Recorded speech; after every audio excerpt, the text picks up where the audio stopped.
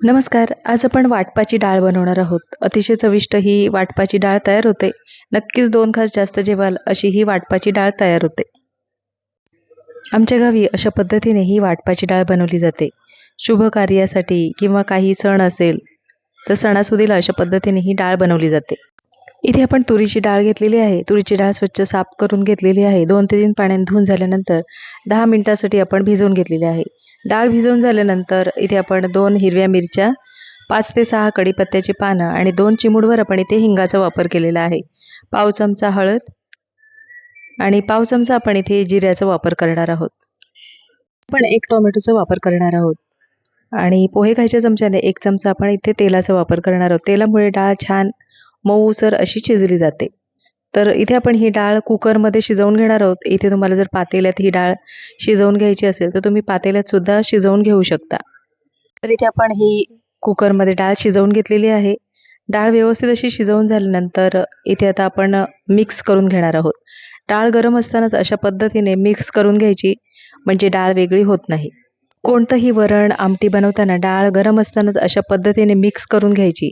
म्हणजे ज्यावेळेला आपण डाळ किंवा आमटी बनवतो त्यावेळेला डाळ वेगळी होत नाही आणि पाणी वेगळं होत नाही. इथे आता डाळ व्यवस्थित अशी आपण मिक्स करून झालेली आहे. इथे आता आपण गरम पाण्याचा वापर करायचा आहे. गरम पाण्याचा वापर केल्यामुळे डाळ छान मिळून येते आणि वरण किंवा आमटी छान तयार होते.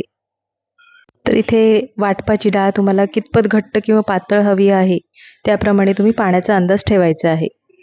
तर इथे आपण आता डाळ गरम पाण्यामध्ये व्यवस्थित अशी मिक्स करून घेणार आहोत. तर इथे आपण तुरीच्या डाळीचं हे वरण बनवणार आहोत, वाटपाची डाळ.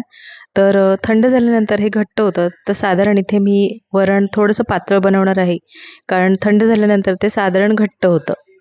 तर इथे आपण आता वाटपाची डाळ बनवण्यासाठी अर्धी वाटी इथे आपण ओल्या खोबऱ्याचा वापर केलेला आहे. 4 ते 5 लसूण पाकळ्या, 1 मिरची आणि पाव चमचा आपण इथे जिऱ्याचा वापर करणार आहोत. तर इथे आपण वाटणामध्ये लसणाचा वापर केलेला आहे. काही ठिकाणी नैवेद्यामध्ये व लसूण वापरत नाही. तर इथे तुम्हाला आवडत असल्यास लसूण वापरू शकता. नसेल आवडत, नाही वापर केला तरी सुद्धा चालेल.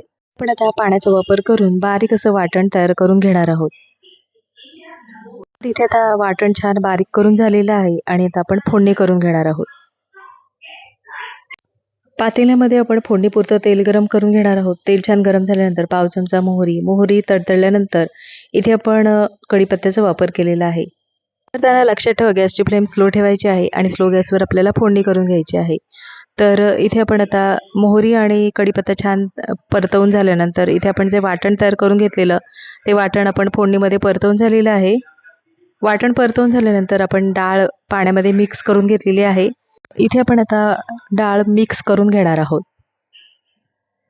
डाळ शिजवून घेतलेल्या भांड्यामध्ये आपण थोडंसं पाण्याचा वापर करून भांडं स्वच्छ धुवून घेणार आहोत. तर इथे तुम्हाला वरण म्हणजे ही वाटपाची डाळ कितपत घट्ट किंवा पातळ हवी आहे, त्याप्रमाणे तुम्ही पाण्याचा अंदाज ठेवायचा आहे. तर इथे आपण बारीक चिरलेल्या कोथिंबीरीचा वापर करणार आहोत आणि चवीनुसार मिठाचा वापर करणार आहोत. मीठ आणि कोथिंबीरीचा वापर केल्यानंतर डाळ आपण एकदा ढवळून घेणार आहोत. अतिशय चविष्ट अशी ही वाटपाची डाळ तयार होते. नक्की एकदा अशा पद्धतीने ही वाटपाची डाळ बनवून बघा आणि कमेंटमध्ये मला नक्कीच सांगा. तर इथे आता डाळ आपण व्यवस्थित अशी ढवळून झालेली आहे. तर इथे आपण आता 4 ते 5 मिनिटासाठी डाळ आपण छान उकळून घेणार आहोत. 4 ते 5 मिनिटासाठी डाळ छान उकळून घ्यायची, म्हणजे आपण जे वाटणामध्ये मसाले वापरले किंवा फोडणीमध्ये जे आपण पदार्थ वापरले त्याचा छान असा स्वाद वरणामध्ये उतरतो. डाळ उकळताना अधूनमधून अशा पद्धतीने आपण ढवळून घ्यायची, कारण आपण इथे पातेलं स्टीलचं वापरलेलं आहे. कधी कधी काय होतं, डाळ खाली तळायला जाऊन करपण्याची शक्यता असते. तर अधूनमधून अशा पद्धतीने डाळ आपण ढवळून घ्यायची आहे. तर इथे आता 4 ते 5 मिनिटं झालेली आहेत. गॅस बंद करायचा आहे.